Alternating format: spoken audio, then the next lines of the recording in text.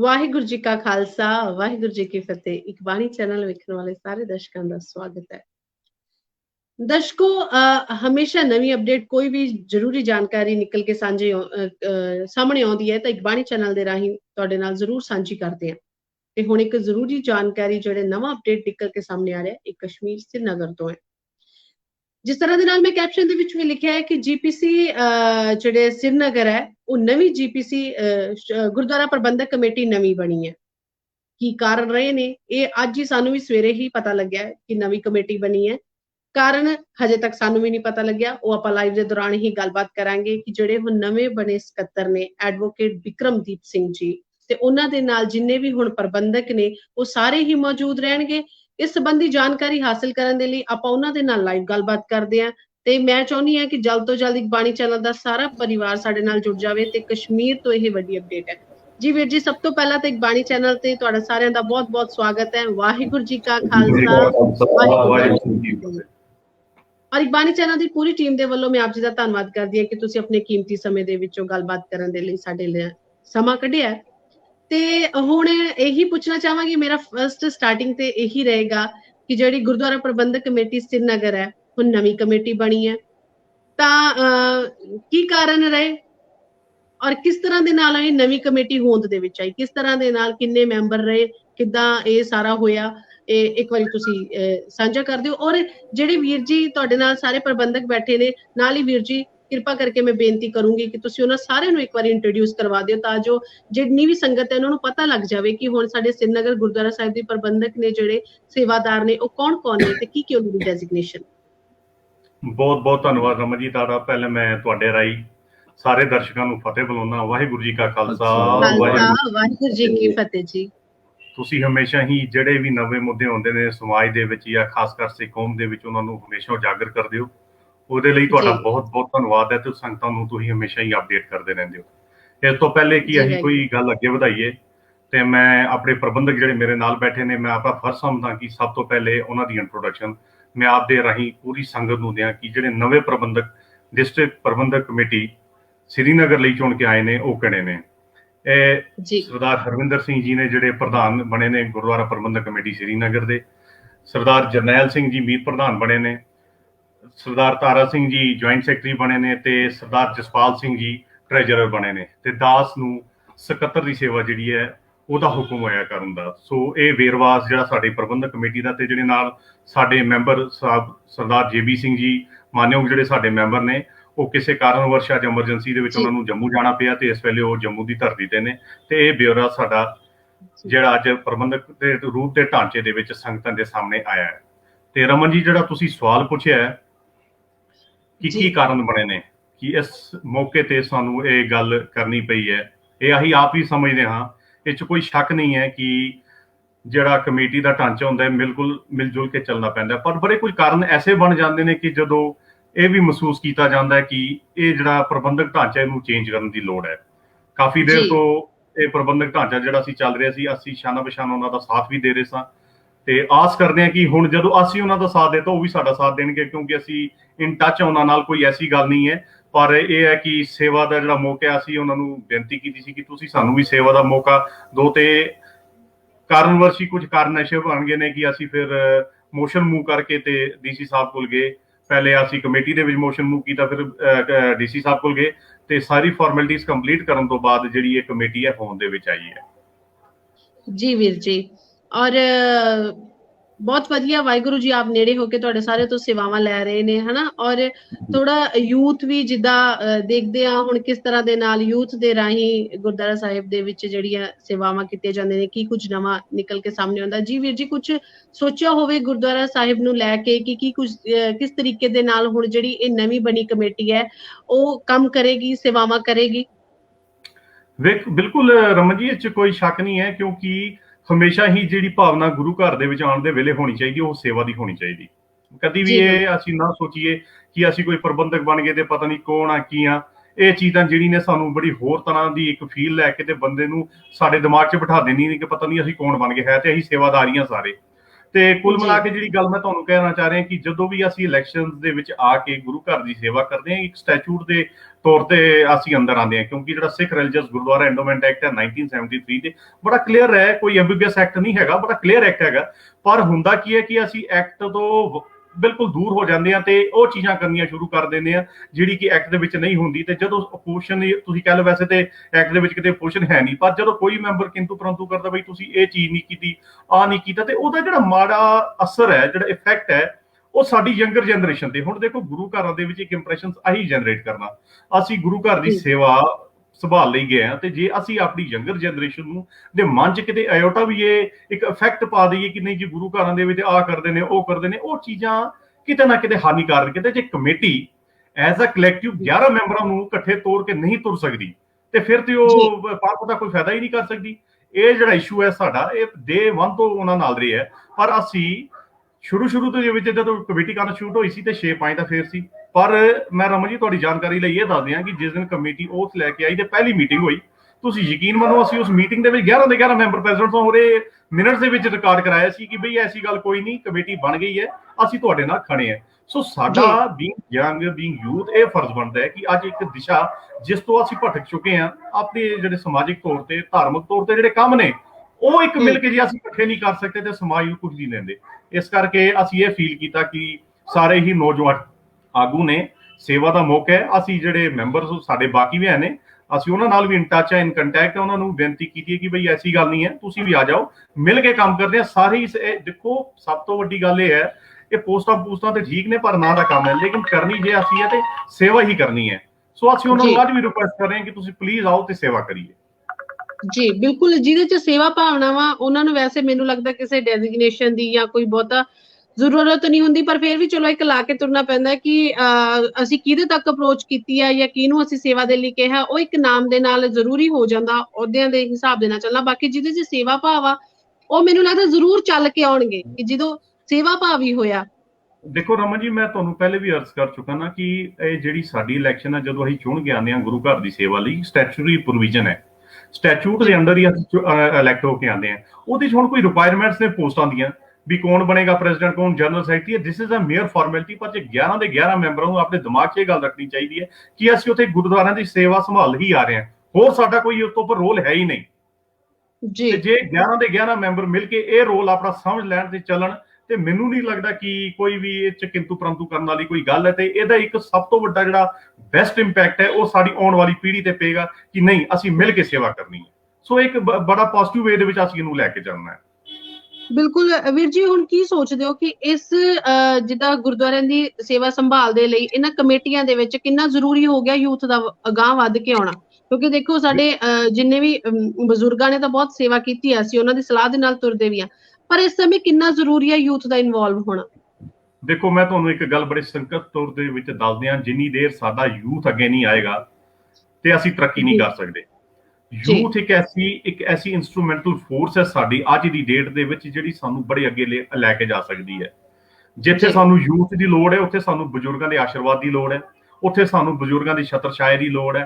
ਕਿਉਂਕਿ ਇੱਕ able command ਦੇ ਥੱਲੇ ਜੇ ਯੂਥ ਵੀ ਕੰਮ ਕਰਦਾ, ਹੁਣ ਤੁਸੀਂ ਆਪ ਦੇਖ ਲਓ, ਅਸੀਂ ਵੀ ਯੂਥ ਹਾਂ, ਲੇਕਿਨ ਅਸੀਂ ਵੀ ਇਹ ਚਾਹੁੰਦੇ ਹਾਂ ਕਿ ਜਿਹੜੇ ਬਜ਼ੁਰਗ ਸਾਡੇ ਨਾਲ ਨੇ, ਦੇਖੋ ਕੁਝ ਚੀਜ਼ਾਂ ਬੜੀ ਕਲੀਅਰ ਤੌਰ ਤੇ ਸਪਸ਼ਟ ਹੋਣੀ ਚਾਹੀਦੀਆਂ ਕਿ ਕਮੇਟੀ ਦਾ ਜਿਹੜਾ ਕੰਮ ਹੈ, 11 ਮੈਂਬਰੀ ਕਮੇਟੀ ਸਭ ਕੁਝ ਨਹੀਂ ਹੁੰਦੀ, ਅਲਟੀਮੇਟਲੀ ਜਿਹੜੀ ਸੰਗਤ ਹੈ ਉਹ ਹੈ। ਤੇ ਜੇ ਸੰਗਤ ਦੇ ਵਿੱਚ ਜਿਹੜਾ ਯੂਥ ਹੈ ਉਹ ਪ੍ਰੋਪਰਲੀ ਗਾਈਡਡ ਹੋ ਜਾਏ, ਉਹਨੂੰ ਪਤਾ ਹੋਏ ਕਿ ਮੇਰਾ ਨਿਸ਼ਾਨਾ ਕੀ ਹੈ, ਕਰਨਾ ਕੀ ਹੈ, ਤੇ ਜੇ ਉਹ ਸੈਟਿਸਫਾਈਡ ਹੈ ਕਿ ਜਿਹੜੇ ਸਾਡੇ ਆਗੂ, ਸਾਡੇ ਮੈਂਬਰ ਸਾਹਿਬਾਨ ਉੱਥੇ ਬੈਠੇ ਨੇ ਠੀਕ ਠਾਕ ਕੰਮ ਕਰ ਰਹੇ ਨੇ, ਅਸੀਂ ਉਹਨਾਂ ਨੂੰ ਸੈਟਿਸਫਾਈ ਕਰ ਰਹੇ ਹਾਂ, ਤੇ ਓਬਵੀਅਸਲੀ ਇੱਕ ਯੂਥ ਜਿਹੜਾ ਹੋਏਗਾ ਬੜਾ ਹੀ ਲਾਭਦਾਇਕ ਹੋਏਗਾ, ਕਿਉਂਕਿ ਪੰਥਕ ਐਕਟੀਵਿਟੀਜ਼ ਜਿੰਨੀਆਂ ਵੀ ਨੇ ਉਹ ਯੂਥ ਹੀ ਅੱਗੇ ਤੋਰ ਸਕਦਾ ਹੈ। ਬਿਲਕੁਲ, ਕਿਉਂਕਿ ਕਹਿੰਦੇ ਨੇ ਨਾ ਕਿਸੇ ਵੀ ਕੌਮ ਦੀ ਰੀੜ੍ਹ ਦੀ ਹੱਡੀ ਹੁੰਦੇ ਨੇ ਉਹਨਾਂ ਦਾ ਜਿਹੜਾ ਨੌਜਵਾਨ ਆ। ਬਿਲਕੁਲ ਸਹੀ ਗੱਲ ਕਹੀ ਹੈ। ਮੈਂ ਤੁਹਾਡੇ ਨਾਲ ਅਗਾਂਹ ਵੀ ਗੱਲ ਕਰਾਂਗੀ। ਇੱਥੇ ਤੁਹਾਨੂੰ ਬਹੁਤ ਸਾਰੀ ਮੁਬਾਰਕ ਵੀ ਦੇ ਰਹੇ ਨੇ ਸਾਡੀ ਸਿੱਖ ਸੰਗਤ ਹੈ। ਅਵਤਾਰ ਸਿੰਘ ਖਾਲਸਾ ਜਿਹੜੇ ਸਾਬਕਾ ਸਕੱਤਰ ਰਹੇ ਨੇ ਜੰਮੂ ਡਿਸਟ੍ਰਿਕਟ ਗੁਰਦੁਆਰਾ ਪ੍ਰਬੰਧਕ ਕਮੇਟੀ ਤੋਂ, ਉਹ ਵੀ ਤੁਹਾਨੂੰ ਵਧਾਈ ਦੇ ਰਹੇ ਨੇ। ਅਵਤਾਰ ਸਿੰਘ ਖਾਲਸਾ ਜੀ, ਗਜਿੰਦਰ ਸਿੰਘ ਜੀ, ਗੁਰਦੀਪ ਸਿੰਘ, ਜਗਜੀਤ ਸਿੰਘ ਜੀ, ਕਾਫੀ ਸਾਰੇ ਲੋਕ ਮਤਲਬ ਕਾਫੀ ਸਾਰੀ ਸੰਗਤ ਇਹ ਹੁਣ ਹੋਪ ਵੀ ਰੱਖ ਰਹੀ ਹੈ ਕਿ ਇਹ ਸੇਵਾਵਾਂ ਜਿਹੜੀਆਂ ਤੁਹਾਨੂੰ ਮਿਲੀਆਂ ਨੇ, ਵਾਹਿਗੁਰੂ ਜੀ ਨੇ ਆਪ ਦਿੱਤੀਆਂ ਨੇ, ਇਹ ਤੁਸੀਂ ਇਹਨਾਂ ਨੂੰ ਬਾਖੂਬੀ ਹੈ ਨਾ ਆਪਣਾ ਫਰਜ਼ ਸਮਝਦੇ ਹੋਏ ਨਿਭਾਓਗੇ। ਔਰ ਨਾਲ ਹੁਣ ਇੱਕ ਸਵਾਲ ਇਹ ਵੀ ਹੁੰਦਾ ਹੈ ਕਿ ਜੇ ਤਾਂ ਹੁਣ ਦੇਖੋ, ਪਹਿਲੀ ਗੱਲ ਤੇ ਜਦੋਂ ਸੇਵਾ ਭਾਵ ਆ ਜਾਵੇ ਉਹਦੇ ਵਿੱਚ ਧੜੇਬਾਜ਼ੀ ਦਾ ਤਾਂ ਕੋਈ ਕੰਮ ਹੋਣਾ ਹੀ ਨਹੀਂ ਚਾਹੀਦਾ, ਜਦੋਂ ਸਾਡੀ ਸੋਚ ਦੇ ਵਿੱਚ ਸੇਵਾ ਆ ਗਈ ਹੈ। ਤੇ ਹੁਣ ਜੇਕਰ ਵੀਰ ਜੀ ਤੇ ਕੀ ਸੋਚਦੇ ਹੋ, ਜੇਕਰ ਦੂਸਰੇ ਪੱਖ ਆ, ਜੇਕਰ ਨਾਲ ਹੋ ਕੇ ਨਹੀਂ ਤੁਰਦੇ ਤਾਂ ਕੀ ਸੋਚੋਗੇ ਕਿ ਸੇਵਾ ਭਾਵ ਸੀ ਜਾਂ ਕੋਈ ਕਿਸੇ ਦੀ ਰਮਨ ਜੀ, ਮੈਂ ਤੁਹਾਡੀ ਗੱਲ ਨਾਲ ਬਿਲਕੁਲ ਜੇ ਸਹਿਮਤ ਹਾਂ। ਮੈਂ ਤੇ ਤੁਹਾਨੂੰ ਪਹਿਲੀ ਵੀ ਅਰਜ਼ ਕਰ ਚੁੱਕਿਆ ਜੀ, 11 ਮੈਂਬਰ ਇਕੱਠੇ ਹੋ ਕੇ ਨਹੀਂ ਚੱਲ ਸਕਦੇ ਤੇ ਕੌਮ ਦਾ ਬੜਾ ਵੱਡਾ ਦੁਖਾਂਤ ਹੈ। ਤੇ ਮੈਂ ਤੁਹਾਡੇ ਚੈਨਲ ਦੇ ਰਾਹੀਂ ਇਹ ਕਹਿਣਾ ਚਾਹੁੰਦਾ, ਉਹਨਾਂ ਨੂੰ ਅਪੀਲ ਕਰਨਾ ਚਾਹੁੰਦਾ, ਸਾਡੀ ਵੀ ਆਰ ਇਨ ਟੱਚ, ਅਸੀਂ ਇੱਕ ਦੂਜੇ ਨਾਲ ਇਨ ਟੱਚ ਵੀ ਹੈਗੇ ਹਾਂ ਸਾਰਿਆਂ ਨਾਲ। ਅਸੀਂ ਤੁਹਾਡੇ ਚੈਨਲ ਦੇ ਰਾਹੀਂ ਉਹਨਾਂ ਨੂੰ ਇਹ ਬੇਨਤੀ ਵੀ ਕਰਦੇ ਹਾਂ, ਜੇ ਉਹ ਆਉਣਾ ਚਾਹੁੰਦੇ ਨੇ, ਜੋ ਤਿਆਗ ਸਾਡੇ ਤੋਂ ਮੰਗਣਗੇ ਅਸੀਂ ਦੇਣ ਨੂੰ ਤਿਆਰ ਹੈ, ਲੇਕਿਨ ਮਿਲ ਕੇ ਚੱਲਣ ਦੀ। ਦੇਖੋ, ਮਿਲ ਕੇ ਚੱਲਣ ਦਾ ਇੱਕ ਸਭ ਤੋਂ ਵੱਡਾ ਫਾਇਦਾ ਜਿਹੜਾ ਹੈ ਉਹ ਇਹ ਹੈ ਕਿ ਤੁਸੀਂ ਸਮਾਜ ਪ੍ਰਤੀ ਆਪਣਾ ਜਿਹੜਾ ਫਰਜ਼ ਹੈ ਏਕਤਾ ਦਾ, ਉਹ ਜ਼ਰੂਰ ਦੇਣਾ ਜੇ। ਤੇ ਜੇ ਅਸੀਂ ਇਕੱਠੇ ਹੋ ਕੇ ਚੱਲਾਂਗੇ, ਮੈਂ ਤੇ ਇਹ ਸਮਝਦਾ ਕਿ ਮੈਂ ਮਾਣ ਮਹਿਸੂਸ ਕਰਾਂਗਾ, ਸਾਡੀ ਸਾਰੀ ਟੀਮ ਇਸ ਮਾਣ ਮਹਿਸੂਸ ਕਰੇਗੀ ਜੇ ਉਹ ਇਕੱਠੇ ਆ ਕੇ ਸਾਨੂੰ ਮਾਰਗਦਰਸ਼ਨ ਕਰਦੇ ਨੇ, ਸਾਡੇ ਨਾਲ ਚੱਲਦੇ ਨੇ। ਕਿਉਂਕਿ ਕੌਮ ਦੇ ਵਿੱਚ ਜਿਸ ਅੱਜ ਦੀ ਡੇਟ 'ਚ ਸਭ ਤੋਂ ਵੱਡਾ ਕੋਈ ਖਤਰਾ ਹੈ ਉਹ ਧੜੇਬੰਦੀ ਦਾ ਹੈ। ਤੇ ਮੈਂ ਕਿਸੇ ਵੀ ਤਰੀਕੇ ਨਾਲ, ਜਾਂ ਜਿਹੜੇ ਮੇਰੇ ਮੈਂਬਰ ਸਾਹਿਬਾਨ ਇੱਥੇ ਬੈਠੇ ਨੇ, ਪ੍ਰਧਾਨ ਸਾਹਿਬ ਬੈਠੇ ਨੇ, ਮੀਤ ਪ੍ਰਧਾਨ ਸਾਹਿਬ ਬੈਠੇ ਨੇ, ਜੁਆਇੰਟ ਸੈਕਟਰੀ ਜਾਂ ਟ੍ਰੈਜਰਰ ਸਾਹਿਬ ਬੈਠੇ ਨੇ, ਸਾਡੀ ਇਹ ਸੋਚ ਬਿਲਕੁਲ ਸਪਸ਼ਟ ਹੈ, ਬਿਲਕੁਲ ਕਲੀਅਰ ਹੈ ਕਿ ਅਸੀਂ ਸਿੱਖ ਕੌਮ ਦੇ ਵਿੱਚ ਧੜੇਬੰਦੀ ਨੂੰ ਖਤਮ ਕਰਨਾ ਚਾਹੁੰਦੇ ਹਾਂ। ਤੇ ਜੇ ਅੱਜ ਵੀ ਉਹ ਇਹ ਇੰਟਰਵਿਊ ਸੁਣ ਕੇ ਗੁੱਡ ਸੈਂਸ ਪ੍ਰਵੇਲ ਹੋ ਜਾਂਦੀ ਹੈ, ਤੇ ਬਜਾਏ ਇਸ ਦੇ ਕਿ ਉਹ ਅਦਾਲਤਾਂ ਜਾਣ, ਉਹ ਕੋਰਟ ਕਚਹਿਰੀਆਂ ਦੇ ਚੱਕਰ ਕੱਟਣ, ਉਹ ਕੋਰਟ ਦੇ ਵੀ ਰੇਟਾਂ ਪਾਉਣ, ਉਹਦੇ ਨਾਲ ਹੋਣਾ ਕੁਝ ਨਹੀਂ ਹੈ। ਇਹ ਹੈ ਕਿ ਸੰਗਤ ਦੇ ਵਿੱਚ ਇੱਕ ਐਸਾ ਇੰਪ੍ਰੈਸ਼ਨ ਚਲਾ ਜਾਏਗਾ ਕਿ ਸ਼ਾਇਦ ਕੋਈ ਲਾਲਚ ਐਸੀ ਹੈ ਕਿ ਜੀ ਉਹ ਅੱਜ ਦੇਖੋ, ਮੈਂ ਤੁਹਾਨੂੰ ਇੱਕ ਗੱਲ ਸਪਸ਼ਟ ਤੌਰ ਤੇ ਇਹ ਵੀ ਦੱਸਣਾ ਚਾਹੁੰਦਾ ਰਮਨ ਜੀ, 5 ਸਾਲ ਦਾ ਸਾਡਾ ਟੈਨਿਓਰ ਸੀ, 6 ਸਾਲ ਕਮੇਟੀਆਂ ਨੂੰ ਹੋ ਗਏ ਨੇ, ਤੇ ਜੇ 6 ਸਾਲ ਤੋਂ ਬਾਅਦ ਵੀ ਕਿਸੇ ਦੀ ਭਾਵਨਾ ਇਹ ਪੂਰੀ ਨਹੀਂ ਹੋਈ ਕਿ ਮੇਰੀ ਸੇਵਾ, ਮੇਰਾ ਉਹਦਾ ਕਿਉਂ ਜਾ ਰਿਹਾ ਹੈ, ਤੇ ਫਿਰ ਇਹ ਬੜਾ ਵੱਡਾ ਦੁਖਾਂਤ ਹੈ। ਫਿਰ ਇਹ ਤੇ ਕਲੀਅਰ ਹੋ ਜਾਂਦਾ ਕਿ ਉਹ ਸੇਵਾ ਲਈ ਨਹੀਂ, ਉਹਦੇ ਲਈ ਆਏ ਸਨ। ਤੇ ਅਸੀਂ ਇਹ ਕਹਿ ਰਹੇ ਹਾਂ ਕਿ ਬਈ ਜਿੰਨੀ ਦੇਰ ਨਵੀਂ ਇਲੈਕਸ਼ਨ ਹੁੰਦੀ ਹੈ, ਤੁਸੀਂ ਇਹ ਸੇਵਾ ਦਾ ਮਾਣ ਸਾਨੂੰ ਬਖਸ਼ੋ, ਸਾਡੇ ਸਿਰ ਤੇ ਹੱਥ ਰੱਖੋ, ਸਾਡੇ ਨਾਲ ਤੋਰੋ, ਤਾਂ ਜੋ ਇੱਕ ਚੰਗਾ ਸੰਦੇਸ਼, ਇੱਕ ਨਵੀਂ ਸੋਚ ਜਿਹੜੀ ਸਮਾਜ ਦੇ ਵਿੱਚ ਅਸੀਂ ਲੈ ਕੇ ਆਏ ਉਹ ਗਾਂ ਤੋਰ ਸਕੀਏ। ਬਿਲਕੁਲ ਵੀਰ ਜੀ, ਤੇ ਤੁਸੀਂ ਬਹੁਤ ਵਧੀਆ ਗੱਲ ਕਹੀ ਹੈ ਕਿ ਤੁਸੀਂ ਉਹਨਾਂ ਦੇ ਟੱਚ ਦੇ ਵਿੱਚੋਂ ਅਗਰ ਨਾਲ ਆ ਕੇ ਸੇਵਾ ਸਾਰੇ ਕਰਦੇ ਨੇ ਤਾਂ ਇਹ ਬਹੁਤ ਵਧੀਆ ਗੱਲ ਹੋਏਗੀ। ਕਿਉਂਕਿ ਮੈਂ ਅਕਸਰ ਇਹ ਗੱਲ ਕਹਿੰਦੀ ਹੁੰਦੀ ਆ ਕਿ ਨੌਜਵਾਨਾਂ ਦਾ ਜਜ਼ਬਾ ਤੇ ਬਜ਼ੁਰਗਾਂ ਦਾ ਤਜਰਬਾ, ਇਹ ਦੋਨੋਂ ਚੀਜ਼ਾਂ ਇਕੱਠੀਆਂ ਹੋ ਕੇ ਚੱਲਣ ਤਾਂ ਹਰ ਇੱਕ ਨਤੀਜੇ ਬਹੁਤ ਵਧੀਆ ਨਿਕਲ ਕੇ ਆਉਂਦੇ ਆ। ਔਰ ਦੂਜੀ ਗੱਲ ਇੱਥੇ ਇਹ ਵੀ ਹੈ ਕਿ ਦੇਖੋ, ਚਾਹੇ ਅਹੁਦੇ ਨੇ, ਚਾਹੇ ਜਿਹੜੇ ਵੀ ਅਹੁਦੇ ਸਾਨੂੰ ਕਮੇਟੀਆਂ ਦੇ ਵਿੱਚ ਮਿਲਦੇ ਨੇ, ਉਹ ਸਿਰਫ ਸਾਨੂੰ ਪਤਾ ਹੁੰਦਾ, ਸਾਡੇ ਏਰੀਏ 'ਚ ਪਤਾ ਹੁੰਦਾ, ਲੇਕਿਨ ਬਾਹਰ ਤੁਸੀਂ ਆਊਟ ਆਫ ਆਪਣੀ ਸਟੇਟ ਜਾਓਗੇ, ਆਊਟ ਆਫ ਕੰਟਰੀ ਜਾਓਗੇ, ਉੱਥੇ ਤੁਸੀਂ ਸਿਰਫ ਇੱਕ ਸਿੱਖ ਹੋ, ਤੁਸੀਂ ਗੁਰੂ ਘਰ ਦੇ ਸੇਵਾਦਾਰ ਹੋ। ਤਾਂ ਫਿਰ ਇਹ ਮਤਲਬ ਇਹਦੇ ਵਿੱਚ ਇਹ ਗੱਲ ਸੋਚਣ ਵਾਲੀ ਇਹ ਹੈ ਕਿ ਤੁਹਾਨੂੰ ਆਪਣੇ ਛੋਟੇ ਜਿਹੇ ਕ੍ਰਾਈਟੇਰੀਆ ਦੇ ਵਿੱਚ ਰਹਿ ਕੇ ਉਹ ਅਹੁਦੇ ਦੀ ਜ਼ਿਆਦਾ ਜ਼ਰੂਰਤ ਹੈ, ਜਾਂ ਬਾਹਰ ਜਾ ਕੇ ਕੌਮ ਨੂੰ ਰਿਪਰੈਜ਼ੈਂਟ ਕਰਨਾ ਉਹ ਜ਼ਿਆਦਾ ਵਧੀਆ? ਮਤਲਬ ਅਸੀਂ ਤੇ ਸਾਰੀ ਕੌਮ ਨੂੰ ਰਿਪਰੈਜ਼ੈਂਟ ਕਰ ਰਹੇ ਹਾਂ ਨਾ। ਦੇਖੋ ਰਮਨ ਜੀ, ਸਭ ਤੋਂ ਪਹਿਲੀ ਗੱਲ ਇਹ ਹੈ ਕਿ ਜਿਹਦੇ ਸਿਰ ਤੇ ਦਸਤਾਰ, ਮਹਾਰਾਜ ਦੀ ਦਿੱਤੀ ਬਖਸ਼ੀ ਦਸਤਾਰ ਹੈ ਸਿਰ ਤੇ, ਉਹ ਸਿੱਖੀ ਦਾ ਬ੍ਰਾਂਡ ਐਂਬੈਸਡਰ ਹੈ। ਜੀ ਬਿਲਕੁਲ। ਗੱਲ ਇਹ ਹੈ ਕਿ ਬਦਕਿਸਮਤੀ ਹੈ ਕਿ ਅਸੀਂ ਧੜੇਬੰਦੀਆਂ ਦੇ ਵਿੱਚ ਫਸ ਕੇ ਆਪਣੀ ਸੋਚ ਨੂੰ ਇਤਨਾ ਛੋਟਾ ਕਰ ਲਿਆ ਕਿ ਅੱਜ ਅਸੀਂ ਧੜੇਬੰਦੀਆਂ ਨੂੰ ਬਹੁਤ ਜ਼ਿਆਦਾ ਤਰਜੀਹ ਦੇਣੀ ਸ਼ੁਰੂ ਹੋ ਗਏ ਹਾਂ। ਕਿੰਤੂ ਪਰੰਤੂ ਪ੍ਰੀ ਕਨਸੀਵ ਸੋਚ ਆਪਣੀ ਬਣਾ ਲੈਂਦੇ ਆ, ਪਰ ਇਹ ਕਿਤੇ ਨਾ ਕਿਤੇ ਭੁੱਲ ਜਾਂਦੇ ਆ ਕਿ ਸਾਡਾ ਸਮਾਜ ਵੱਲ ਹੀ, ਪੂਰੇ ਸੰਸਾਰ ਵੱਲ ਆਪਣੇ ਆਪ ਨੂੰ ਰਿਪਰੈਜ਼ੈਂਟ ਕਰਨ ਦਾ ਜਿਹੜਾ ਸਾਡਾ ਫਰਜ਼ ਹੈ ਉਹ ਹੈ।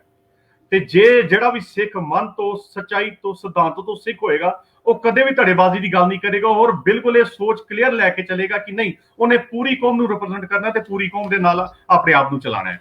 ਤੋਂ ਮੈਂ ਜਿਹੜੀ ਤੁਹਾਡੀ ਗੱਲ ਸੀ ਕਿ ਐਂਬੈਸਡਰ, ਮੈਂ ਤੇ ਸੋਚਦਾ ਕਿ ਜਿਹੜਾ ਅਸੀਂ ਪੱਗ ਦੇ ਤੌਰ ਤੇ, ਗੁਰੂ ਦਾ ਸਿੱਖ ਹੋਣ ਦੇ ਤੌਰ ਤੇ ਰਿਪਰੈਜ਼ੈਂਟ ਕਰ ਰਹੇ ਹਾਂ, ਉਹਨੂੰ ਸਾਨੂੰ ਇੰਪੋਰਟੈਂਸ ਦੇਣੀ ਚਾਹੀਦੀ। ਬਿਲਕੁਲ ਬਿਲਕੁਲ। ਔਰ ਵੀਰ ਜੀ, ਸਵਾਲ ਇੱਥੇ ਹੋਰ ਦੇਖੋ, ਕਮੇਟੀਆਂ ਬਣਦੀਆਂ ਨੇ, ਕਿੰਨਾ ਜ਼ਰੂਰੀ ਹੈ। ਦੇਖੋ, ਜੇ ਕਮੇਟੀ ਨਾ ਹੋਵੇਗੀ ਜਾਂ ਕਿਸੇ ਵੀ ਚੀਜ਼ ਨੂੰ ਸਿਸਟਮ ਦੇ ਨਾਲ ਨਹੀਂ ਚਲਾਇਆ ਜਾਵੇਗਾ ਤਾਂ ਇਸ ਸਮੇਂ ਦੇ ਹਿਸਾਬ ਦੇ ਨਾਲ ਡਿਸਟਰਬੈਂਸ ਹੋਣਾ ਵੀ, ਤਾਂ ਕਿਉਂਕਿ ਅਗਰ ਇੱਕ ਕਮੇਟੀ ਬਣੀ ਹੈ, ਜੇਕਰ ਉਹ ਕਮੇਟੀ ਤਰੀਕੇ ਦੇ ਨਾਲ ਚੱਲੇਗੀ ਤਾਂ ਹੀ ਪ੍ਰਬੰਧ ਡਿਸਿਪਲਿਨ 'ਚ ਚੱਲੇਗੀ, ਤਾਂ ਹੀ ਪ੍ਰਬੰਧ ਸਹੀ ਹੋਣਗੇ ਨਾ। ਜੇਕਰ ਆਪਾਂ ਆਖੀ ਜਾਵੇ ਕਿ ਇੱਕ ਸਿਸਟਮ ਹੀ ਨਾ ਬਣਿਆ ਹੋਵੇ। ਵੇਖੋ, ਗੱਲ ਇਹ ਹੈ ਕਿ ਮੈਂ ਤੁਹਾਨੂੰ ਪਹਿਲੇ ਵੀ ਅਰਜ਼ ਕਰ ਚੁੱਕਾ ਕਿ 1973 ਦੇ ਵਿੱਚ ਜੇਕਰ ਇਹ ਐਕਟ ਆਇਆ ਤੇ ਉਸ ਟਾਈਮ ਦੇ ਜਿਹੜੇ ਸਾਡੇ ਪ੍ਰਬੰਧਕ ਜਾਂ ਸਾਡੇ ਬਜ਼ੁਰਗ ਸਨ, ਉਹਨਾਂ ਨੇ ਸੋਚੇ ਹੋਣੇ ਕਿ ਇੱਕ ਸਿਸਟਮੈਟਿਕ ਤਰੀਕੇ ਦੇ ਨਾਲ, ਟਰਾਂਸਪੇਰੈਂਸੀ ਦੇ ਨਾਲ ਸਿਸਟਮ ਨੂੰ ਚਲਾਇਆ ਜਾਏ।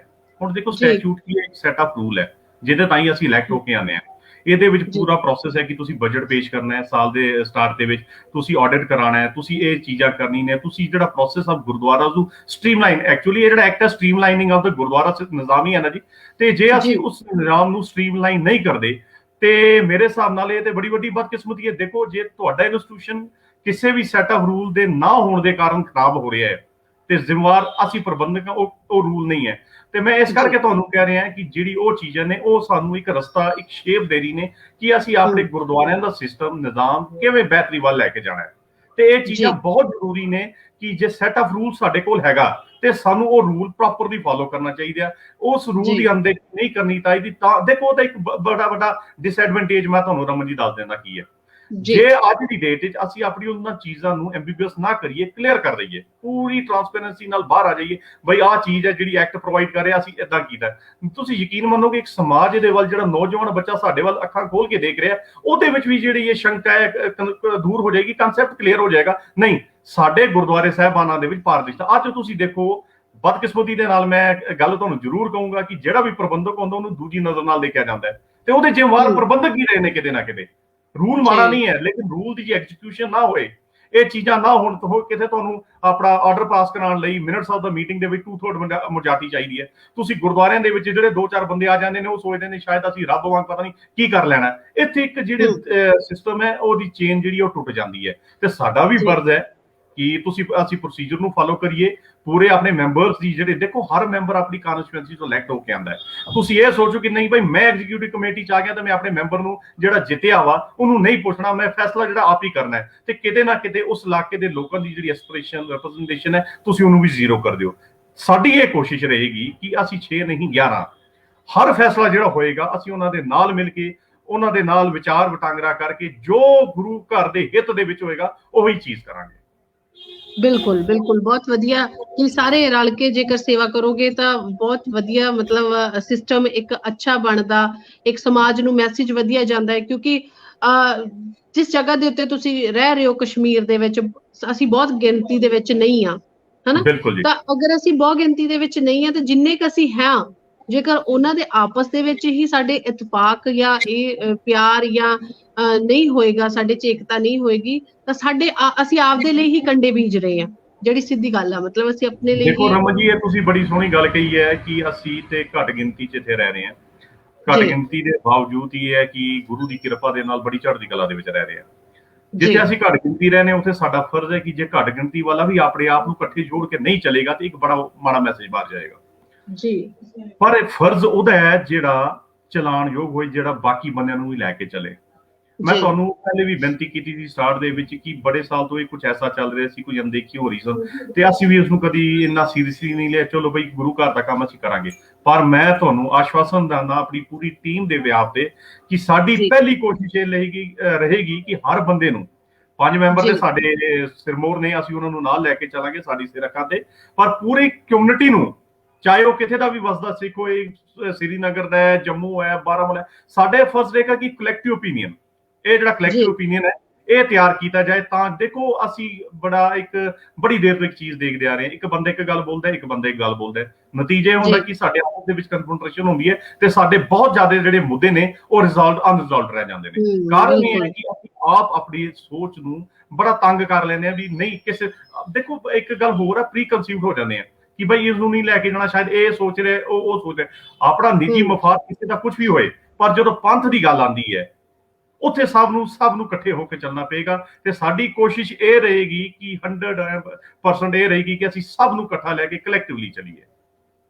ਬਿਲਕੁਲ, ਬਹੁਤ ਵਧੀਆ ਮੈਸੇਜ ਤੁਸੀਂ ਦਿੱਤਾ ਹੈ ਤੇ ਬਹੁਤ ਵਧੀਆ ਵਿਚਾਰ ਵੀ ਤੁਸੀਂ ਆਪਣੇ ਰੱਖੇ ਨੇ। ਤੁਹਾਡੇ ਤੋਂ ਇਹੀ ਉਮੀਦ ਸੀ ਕਿ ਮਤਲਬ ਇਹੀ ਇੱਕ ਸੁਨੇਹਾ ਨਿਕਲ ਕੇ ਬਾਹਰ ਆਵੇ ਕਿ ਸਾਰੇ ਇਕੱਠੇ ਹੋ ਕੇ ਚੱਲੀਏ, ਸਾਰੀ ਯੂਨਿਟੀ ਬਣੇ, ਇੱਕ ਏਕੇ ਦੇ ਨਾਲ ਹੋਈਏ, ਕਿ ਬਾਹਰ ਪਤਾ ਲੱਗੇ ਕਿ ਹਾਂ ਬਹੁਤ ਏਕਾ ਇੱਥੋਂ ਦੀ ਜਿਹੜੀਆਂ ਕਮੇਟੀਆਂ ਨੇ ਜਾਂ ਜੋ ਵੀ ਸਾਡਾ ਸਿੱਖ ਭਾਈਚਾਰਾ ਹੈ, ਹਨਾ। ਤੇ ਮੈਂ ਚਾਹਾਂਗੀ ਜੇਕਰ ਕੋਈ ਹੋਰ ਵੀ ਵੀਰ ਜੀ ਕੋਈ ਮੈਸੇਜ ਦੇਣਾ ਚਾਹੁੰਦੇ ਨੇ ਤਾਂ ਉਹ ਦੇ ਸਕਦੇ ਨੇ, ਚਾਹੇ ਪ੍ਰਧਾਨ ਸਾਹਿਬ ਬੈਠੇ ਨੇ ਤੇ ਤੁਸੀਂ ਪ੍ਰਧਾਨ ਸਾਹਿਬ ਨਾਲ ਵੀ ਗੱਲ ਕਰ ਸਕਦੇ ਹੋ।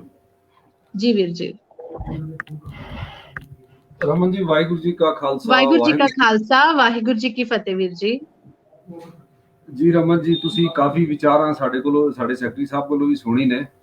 ਜੀ ਵੀਰ ਜੀ, ਮੇਰਾ ਸਟਾਰਟ ਤੋਂ ਹੀ ਇਹ ਰਿਹਾ ਕਿ ਅਸੀਂ ਜੋ ਵੀ ਸਾਡੀ ਜਿੰਨੀ ਵੀ ਟੀਮ ਹੈ ਕਲੈਕਟਿਵਲੀ ਚੱਲੀਏ, ਕਿਉਂਕਿ ਜਿਹੜੀ ਪਹਿਲੀ ਪਾਰਟੀ ਬਣੀ ਸੀ ਮੈਂ ਉਹਦੇ ਵਿੱਚ 6 ਮੈਂਬਰ ਸਪੋਰਟ ਕੀਤਾ ਸੀ ਤਾਂ ਕਿ ਇਹ ਪ੍ਰੋਸੈਸ ਜਿਹੜਾ ਚੱਲਦਾ ਰਹੇ।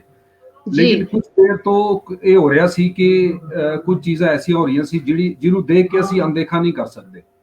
ਜੀ ਕਿਉਂਕਿ ਗੁਰੂ ਘਰ ਚ ਆਏ ਸਾਂ ਤੇ ਇੱਕ ਏਮ ਲੈ ਕੇ ਆਏ ਸਾਂ ਕਿ ਸੱਚਾਈ ਨਾਲ ਚੱਲਣਾ ਤੇ ਕੰਮ ਜਿਹੜੇ ਨੇ ਬਿਲਕੁਲ ਟਰਾਂਸਪੇਰੈਂਸੀ ਨਾਲ ਹੋਣ। ਸਾਡਾ ਜਿੰਨਾ ਵੀ ਜੀ ਸਟਾਫ ਹੈ ਉਹ ਸਾਡੀ ਟੀਮ ਹੈ, ਉਹਨਾਂ ਨੂੰ ਨਾਲ ਲੈ ਕੇ ਚੱਲਣਾ, ਉਹਨਾਂ ਦੀ ਪ੍ਰੋਬਲਮਸ ਨੂੰ ਸੋਲਵ ਕਰਨਾ ਹੈ। ਤੇ ਬਾਕੀ ਵੀ ਜਿਹੜੇ ਸਮਾਜਿਕ ਸਾਡੇ ਆਪਣਾ ਜੋ ਵੀ ਜ਼ਿੰਮੇਵਾਰੀਆਂ ਬਣਦੀਆਂ ਨੇ, ਉਹ ਵੀ ਇੱਕ ਜਦੋਂ ਵੀ ਪ੍ਰਬੰਧਕ ਚੁਣ ਕੇ ਆਉਂਦਾ ਨਾ ਤੇ ਲੋਕਾਂ ਦੀ ਆਸ ਹੁੰਦੀ, ਕਿਉਂਕਿ ਸਾਡੇ ਕੋਲ ਪੋਲੀਟੀਕਲ ਸੈਟਅਪ ਉਹਨਾਂ ਹੈ ਨਹੀਂ, ਤੇ ਲੋਕਾਂ ਦੀ ਆਸ ਕਿਤੇ ਨਾ ਕਿਤੇ ਗੁਰਦੁਆਰਾ ਪ੍ਰਬੰਧਕ ਕਮੇਟੀ ਦੇ ਮੈਂਬਰਾਂ ਤੇ ਹੀ ਹੁੰਦੀ ਹੈ ਕਿ ਸਾਡਾ ਸਭ ਕੁਝ ਜੋ ਨੇ ਇਹੋ ਨੇ, ਕਿ ਸਾਨੂੰ ਕਿਤੇ ਰਿਪਰੈਜ਼ੈਂਟ ਕਰ ਰਹੇ ਨੇ ਤੇ ਗੁਰਦੁਆਰਾ ਪ੍ਰਬੰਧਕ ਕਮੇਟੀ ਹੀ ਕਰ ਰਹੀ ਹੈ ਕਿਤੇ ਨਾ ਕਿਤੇ। ਤੇ ਉਹ ਚੀਜ਼ਾਂ ਅਸੀਂ ਲੈ ਕੇ ਚੱਲਣੀਆਂ ਸੀ, ਲੋਕਾਂ ਦੇ ਵਿਚਾਰ, ਲੋਕਾਂ ਦੀਆਂ ਮੁਸ਼ਕਿਲਾਂ, ਲੋਕਾਂ ਦੀ ਬਾਕੀ ਚੀਜ਼ਾਂ ਜਿਹੜੀਆਂ ਨੇ, ਉਹ ਸਾਡੀ ਕਿਤੇ ਨਾ ਕਿਤੇ ਜ਼ਿੰਮੇਵਾਰੀ ਬਣਦੀ ਹੈ ਕਿ ਉਹਨਾਂ ਨੂੰ ਅਸੀਂ ਕਿਤੇ ਸੋਲਵ ਕਰਨਾ ਹੈ, ਕਿਤੇ ਪਹੁੰਚਾਉਣਾ ਹੈ, ਕਿਸੇ ਮਾਰਗਦਰਸ਼ਨ ਕਰਨਾ ਹੈ। ਤੇ ਲੋਕਾਂ ਦੀ ਬੜੀ ਆਸ ਹੁੰਦੀ ਹੈ ਪ੍ਰਬੰਧਕਾਂ ਤੋਂ, ਤੋ ਇਸੇ ਕਰਕੇ ਸੰਗਤ ਚੁਣ ਕੇ ਭੇਜਦੀ ਹੈ। ਔਰ ਹਰ ਇੱਕ ਮੈਂਬਰ, ਜਿਹੜੇ ਵੀ 11 ਦੇ 11 ਮੈਂਬਰ ਨੇ, ਮਾਨਯੋਗ ਹੁੰਦੇ ਨੇ, ਇੱਜ਼ਤ ਸੰਗਤ ਉਹਨਾਂ ਨੂੰ ਚੁਣ ਕੇ ਭੇਜਦੀ ਹੈ। ਤੇ ਹਰ ਮੈਂਬਰ ਦੀ ਆਪਣਾ ਇੱਕ ਰਿਸਪੌਂਸਿਬਿਲਟੀ ਵੀ ਹੁੰਦੀ ਹੈ ਤੇ ਉਹਦੇ ਕੋਲੋਂ ਉਹਦੀ ਸੰਗਤ ਆਸ ਵੀ ਕਰਦੀ ਹੈ। ਜਿਹੜੀ ਵੀ ਕਨਸਟੀਟੂਐਂਸੀ ਚੋਂ ਜਿੱਤ ਕੇ ਆਉਂਦਾ, ਬੜੀ ਆਸਾਂ ਹੁੰਦੀ ਨੇ ਸੰਗਤ ਕੋਲੋਂ ਕਿ ਸਾਡੇ ਇਲਾਕੇ ਦੇ ਜਿੰਨੇ ਵੀ ਕੰਮ ਨੇ ਇਹ ਸਾਡਾ ਮੈਂਬਰ ਹੀ ਕਰੇਗਾ ਜਾ ਕੇ, ਕਿਉਂਕਿ ਪੋਲੀਟੀਕਲ ਸੈਟਅਪ ਸਾਡਾ ਉਨਾ ਸਟਰੋਂਗ ਹੈ ਨਹੀਂ। ਤੁਸੀਂ ਭਲੀ ਭਾਂਤੀ ਜਾਣੋ, ਸਾਡਾ ਕਸ਼ਮੀਰ ਦੇ ਵਿੱਚ ਤੇ ਨਹੀਂ ਹੈ, ਜੰਮੂ ਦੇ ਵਿੱਚ ਫਿਰ ਵੀ ਸਾਡਾ ਥੋੜਾ ਬਹੁਤ ਪੋਲੀਟੀਕਲ ਸੈਟਅਪ ਹੈਗਾ। ਤੇ ਇਹ ਚੀਜ਼ਾਂ ਤੇ ਅਸੀਂ ਪਹਿਲੇ ਵੀ ਉਹਨਾਂ ਨਾਲ ਮਿਲ ਕੇ ਕੰਮ ਕੀਤਾ ਹੈ। ਤੇ ਜਦੋਂ ਕੱਲ ਸਾਨੂੰ ਆਰਡਰ ਆਇਆ ਹੈ ਤੇ ਕੱਲ ਅਸੀਂ ਸਾਰਿਆਂ ਨੂੰ ਆਪਣਾ ਜਿਹੜੇ ਐਕਸ ਪ੍ਰਧਾਨ ਸਾਹਿਬ ਨੇ ਉਹਨਾਂ ਨੂੰ, ਐਕਸ ਸੈਕਟਰੀ ਸਾਹਿਬ ਨੇ ਉਹਨਾਂ ਨੂੰ, ਤੇ ਨਾਲੇ ਵਾਈਸ ਪ੍ਰੈਜ਼ੀਡੈਂਟ, ਸਾਰਿਆਂ ਨੂੰ ਅਸੀਂ ਫੋਨ ਕਰਕੇ ਬੁਲਾਇਆ ਹੈ ਕਿ ਤੁਸੀਂ ਆਫਿਸ ਆਓ, ਅਸੀਂ ਬੈਠ ਕੇ ਅਸੀਂ ਐਜ਼ ਅ ਟੀਮ ਕੰਮ ਕਰਨਾ ਹੈ। ਇਹ ਮੈਂ ਉਹਨਾਂ ਨੂੰ ਕੱਲ ਹੀ ਮੈਸੇਜ ਕਨਵੇ ਕਰਤਾ ਸੀ ਕਿ ਤੁਸੀਂ ਆਓ, ਸਾਡੇ ਨਾਲ ਬੈਠੋ, ਤੁਸੀਂ ਸਾਡਾ ਮਾਰਗਦਰਸ਼ਨ ਕਰੋ, ਅਸੀਂ ਤੁਹਾਨੂੰ ਨਾਲ ਲੈ ਕੇ ਚੱਲਾਂਗੇ। ਤੇ ਲੇਕਿਨ ਇਹ ਸੈਟਅਪ ਐਸਾ ਹੈ ਕਿ ਸਾਨੂੰ ਇੱਥੇ ਕਿਤੇ ਨਾ ਕਿਤੇ ਪੋਸਟਾਂ ਦੇਣੀਆਂ ਪੈਂਦੀਆਂ ਨੇ। ਬਾਕੀ ਤੇ ਅਸੀਂ ਸੇਵਾਦਾਰ ਹਾਂ, ਕੋਈ ਮੁੱਖ ਸੇਵਾਦਾਰ ਹੈ, ਕੋਈ ਛੋਟਾ ਸੇਵਾਦਾਰ ਹੈ, ਲੇਕਿਨ ਐ ਤੇ ਅਸੀਂ ਸਾਰੇ ਐਂਡ ਆਫ ਦਾ ਡੇ ਅਸੀਂ ਸੇਵਾਦਾਰ ਹੀ ਹਾਂ ਗੁਰੂ ਘਰ ਦੇ। ਤੇ ਬਾਕੀ ਤੇ ਮਿਲ ਕੇ ਚੱਲਣਾ ਹੈ। ਅਸੀਂ ਅੱਜ ਵੀ ਉਹਨਾਂ ਨੂੰ ਇਹ ਸੱਦਾ ਦਿੰਦੇ ਹਾਂ ਤੁਹਾਡੇ ਚੈਨਲ ਦੇ ਰਾਹੀਂ ਕਿ ਉਹ ਆਉਣ, ਸਾਡੇ ਕੋਲ ਬੈਠਣ, ਜੋ ਕੰਮ ਅਧੂਰੇ ਰਹਿ ਗਏ ਨੇ ਉਹ ਸਾਡੇ ਨਾਲ ਮਿਲ ਕੇ ਚੱਲਣ, ਅਸੀਂ ਉਹ ਕੰਮ ਸਿਰੇ ਚਾੜਾਂਗੇ। ਹੋਰ ਵੀ ਨਵੀਂ ਜਿਹੜੇ ਸਾਡੇ ਅੱਗੇ ਚੈਲੰਜਸ ਨੇ ਅਸੀਂ ਉਹਨਾਂ ਨੂੰ ਵੀ ਲੈ ਕੇ ਚੱਲਾਂਗੇ। ਗੁਰੂ ਘਰ ਦੀ ਕੰਸਟਰਕਸ਼ਨ ਦਾ ਕੰਮ ਹੋਏ, ਐਮਪਲੋਈਜ਼ ਦੀ ਕੋਈ ਪ੍ਰੋਬਲਮ ਹੈ, ਕਾਫੀ ਸੋਸਾਇਟੀ ਦੇ ਵਿੱਚ ਕਈ ਇਸ਼ੂਜ਼ ਨੇ, ਤੇ ਉਹ ਮਿਲ ਬੈਠ ਕੇ ਹੀ ਹੋਣਗੇ। ਅਸੀਂ 5-6 ਬੰਦੇ ਖਾਲੀ ਬੈਠ ਕੇ ਅਸੀਂ ਕਹੀ ਕਿ ਅਸੀਂ ਚਲਾ ਲਾਂਗੇ, ਇਹ ਪੋਸੀਬਲ ਨਹੀਂ। ਸੰਗਤ ਦਾ ਸਹਿਯੋਗ ਚਾਹੀਦਾ, ਨਾਲ ਜਿਹੜੇ ਇਲੈਕਟਿਡ ਰਿਸਪੈਕਟਡ ਮੈਂਬਰਸ ਨੇ ਸਾਡੇ ਬਾਕੀ ਦੇ ਵੀ, ਉਹ ਵੀ ਸਾਡੇ ਨਾਲ ਆ ਕੇ ਬੈਠਣ ਤੇ ਅਸੀਂ ਉਹਨਾਂ ਨੂੰ ਵੀ ਬਿਲਕੁਲ ਨਾਲ ਲੈ ਕੇ ਚੱਲਣ ਨੂੰ ਤਿਆਰ ਹਾਂ। ਜੀ ਵੀਰ ਜੀ, ਬਹੁਤ ਵਧੀਆ ਵਿਚਾਰ ਤੁਸੀਂ ਵੀ ਆਪਣੇ ਸਾਡੇ ਨਾਲ ਸਾਂਝੇ ਕੀਤੇ ਨੇ। ਬਹੁਤ ਜ਼ਰੂਰੀ ਹੈ ਸੰਗਤ ਦਾ ਨਾਲ ਹੋਣਾ ਔਰ ਬਾਕੀ ਸਾਰਿਆਂ ਦਾ ਸਾਥ ਵੀ ਨਾਲ, ਜਿੱਦਾਂ ਤੁਸੀਂ ਕਿਹਾ ਕਿ ਸਾਰੇ ਇਕੱਠੇ ਹੋ ਕੇ ਚੱਲਾਂਗੇ। ਬਹੁਤ ਵਧੀਆ ਇੱਕ ਸੁਨੇਹਾ ਤੁਹਾਡੇ ਤੋਂ ਆਇਆ ਹੈ। ਤੇ ਵੀਰ ਜੀ, ਮੈਂ ਚਾਹਾਂਗੀ ਜੇਕਰ ਕੋਈ ਹੋਰ ਵੀਰ ਜੀ, ਕੋਈ ਮੀਤ ਪ੍ਰਧਾਨ ਨੇ ਜਿਹੜੇ ਵੀਰ ਜੀ, ਜਾਂ ਕੋਈ ਵੀ ਕੋਈ ਆਪਣੇ ਵਿਚਾਰ ਦੇਣਾ ਚਾਹੁੰਦੇ ਨੇ ਤਾਂ ਰੱਖ ਸਕਦੇ ਨੇ। ਬਹੁਤ ਵਧੀਆ ਲੱਗਿਆ ਤੁਹਾਡੇ ਰਮਨ ਜੀ ਕੀ ਇਹ ਕਹਿ ਰਹੇ ਨੇ ਕਿ ਸੈਕਟਰੀ ਸਾਹਿਬ ਤੇ ਪ੍ਰਧਾਨ ਸਾਹਿਬ ਨੇ ਹੀ ਦੱਸਤਾ ਤੇ ਕਹਿ ਰਹੇ ਨੇ ਉਹ ਕਾਫੀ ਹੈ। ਜੀ ਵੀਰ ਜੀ। ਜੀ ਵੀਰ ਜੀ, ਬਹੁਤ ਵਧੀਆ ਵਿਚਾਰ ਜਿਹੜੇ ਤੁਸੀਂ ਸਾਡੇ ਸੰਗਤਾਂ ਤੱਕ ਪਹੁੰਚਾਏ ਨੇ। ਇਹਨਾਂ ਵਿਚਾਰਾਂ ਦੇ ਰਾਹੀਂ ਇੱਕ ਚੰਗਾ ਸੁਨੇਹਾ ਨਿਕਲ ਕੇ ਸਾਹਮਣੇ ਆਇਆ ਔਰ ਉਮੀਦ ਕਰਾਂਗੇ ਕਿ ਸਾਰੇ ਹੀ ਜਿੰਨੇ ਵੀ ਜਿਹੜੇ ਸਾਬਕਾ ਪ੍ਰਧਾਨ ਨੇ ਜਾਂ ਸਕੱਤਰ ਨੇ, ਉਹ ਸਾਰੇ ਹੀ ਇਸ ਤਰ੍ਹਾਂ ਦੇ ਨਾਲ ਤੁਸੀਂ ਸਾਰੇ ਇੱਕ ਯੂਨਿਟੀ ਬਣਾ ਕੇ ਹੀ ਸੇਵਾਵਾਂ ਕਰੋ। ਵਾਹਿਗੁਰੂ ਜੀ ਤੁਹਾਨੂੰ ਸਾਰਿਆਂ ਨੂੰ ਬਲ ਬੁੱਧੀ ਬਖਸ਼ਣ, ਹਨਾ, ਆਪਾਂ ਇਹੀ ਅਰਦਾਸ ਕਰਾਂਗੇ। ਔਰ ਦੂਸਰਾ, ਉਮੀਦ ਹੈ, ਜੋ ਉਮੀਦ ਸੀ ਕਿ ਚੰਗੇ ਵਿਚਾਰ ਨਿਕਲ ਕੇ ਆਉਣਗੇ, ਤੁਹਾਡੇ ਰਾਹੀਂ ਵਧੀਆ ਵਿਚਾਰ ਸਾਂਝੇ ਕੀਤੇ ਗਏ ਨੇ ਸੰਗਤਾਂ ਦੇ ਨਾਲ, ਇੱਕ ਏਕੇ ਦਾ ਸੁਨੇਹਾ ਦਿੱਤਾ ਗਿਆ ਹੈ। ਬਹੁਤ ਵਧੀਆ। ਮੇਘਬਾਣੀ ਚੈਨਲ ਦੀ ਪੂਰੀ ਟੀਮ ਦੇ ਵੱਲੋਂ ਇੱਕ ਤੇ ਆਪ ਜੀ ਨੂੰ ਵਧਾਈ ਦਿੰਦੀ ਹਾਂ ਔਰ ਆਪ ਜੀ ਦਾ ਬਹੁਤ ਧੰਨਵਾਦ ਵੀ ਕਰਦੀ ਹਾਂ। ਬਹੁਤ ਧੰਨਵਾਦ ਰਮਨ ਜੀ, ਤੁਸੀਂ ਸਾਡਾ ਆਪਣਾ ਕੀਮਤੀ ਸਮਾਂ ਕਰਕੇ ਸਾਡੇ ਨਾਲ ਗੱਲਬਾਤ ਕੀਤੀ ਹੈ। ਅਸੀਂ ਵੀ ਤੁਹਾਡੇ ਰਾਹੀਂ ਸੰਗਤਾਂ ਨੂੰ, ਆਪਣੇ ਮੈਂਬਰਸ ਨੂੰ, ਸਮਾਜ ਦੇ ਵਿੱਚ ਜਿਹੜੇ ਬੁੱਧੀਜੀਵੀ ਬੈਠੇ ਨੇ, ਸਾਡੇ ਤੋਂ ਬਹੁਤ ਜ਼ਿਆਦਾ ਲੋਕ ਸਿਆਣੇ ਨੇ, ਅਸੀਂ ਉਹਨਾਂ ਪ੍ਰਤੀ ਵੀ ਹੱਥ ਜੋੜ ਕੇ ਅੱਜ ਬੇਨਤੀ ਕਰਦੇ ਹਾਂ ਕਿ ਸਾਰੇ ਮਿਲ ਕੇ ਚੱਲੀਏ। ਮੈਂਬਰ ਸਿਰਫ ਚੁਣ ਕੇ ਆਉਂਦੇ ਨੇ, ਬਾਕੀ ਸੰਗਤ ਦਾ ਫੈਸਲਾ ਜਿਹੜਾ ਸਮੁੱਚੀ ਕੌਮ ਕਰਦੀ ਹੈ। ਫੈਸਲਾ ਪੰਥਕ ਹੋਣਾ ਚਾਹੀਦਾ। ਅਸੀਂ ਸਾਰਿਆਂ ਨੂੰ ਆਪਦੇ ਰਾਹੀਂ ਸੱਦਾ ਦਿੰਦੇ ਹਾਂ ਕਿ ਅਸੀਂ ਤੁਹਾਡੇ ਕੋਲ ਆਵਾਂਗੇ, ਤੁਹਾਡੇ ਤੋਂ ਰਾਏ ਲਵਾਂਗੇ ਤੇ ਜੋ ਪੰਥ ਦੀ ਚੜ੍ਹਦੀ ਕਲਾ ਲਈ ਹੋਏਗਾ ਉਹੀ ਕਰਾਂਗੇ। ਜੀ ਵੀਰ ਜੀ, ਬਹੁਤ ਵਧੀਆ ਵਿਚਾਰ ਤੁਸੀਂ ਸਾਂਝੇ ਕੀਤੇ ਨੇ। ਮੈਂ ਇੱਕ ਵਾਰੀ ਫਿਰ ਤੋਂ ਆਪ ਜੀ ਦਾ ਬਹੁਤ ਧੰਨਵਾਦ ਕਰਦੀ ਹਾਂ ਜੀ। ਵਾਹਿਗੁਰੂ ਜੀ ਕਾ ਖਾਲਸਾ, ਵਾਹਿਗੁਰੂ ਜੀ ਕੀ ਫਤਿਹ।